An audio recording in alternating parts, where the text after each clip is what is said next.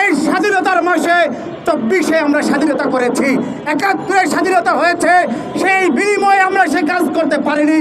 কিন্তু 24 যেমন আমরা স্বাধীনতা করলাম, বিপ্লব করলাম, এই বিপ্লবকে নস্যাৎ করার জন্য কিছু আওয়ামী ফ্যাসিস্ট মাফিয়া হাসিনার কুচক্রী দালাল এরা এই সরকারের সঙ্গে আতাত করে বিভিন্ন পত্রিকার মাধ্যমে, বিভিন্ন পায়তারার মাধ্যমে, ভারতের এজেন্ডার মাধ্যমে এই রাখালরা কিভাবে বাংলাদেশের আমাদের এই কর্মকাণ্ডকে ভুলুণ্ঠিত করার জন্য সে অন্যদিকে তার কর্মকাণ্ড পরিচালিত করে।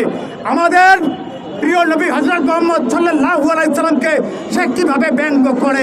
এই রাখালরা আমাদের মানচিত্র, আমাদের জাতীয় পতাকা পাঠ্যবইয়ের পিছনে লাগায়। এই রাখালরা দুঃসাহস হয় কী করে? তাই আমরা এই অন্তর্বর্তী সরকারের ইউনূস সরকারকে বলবো, এই রাখালরাকে দ্রুত গ্রেপ্তার করে আপনি আইনের আওতায় নিয়ে এসে বাংলাদেশের জনগণকে আপনি মুক্ততা দান করুন।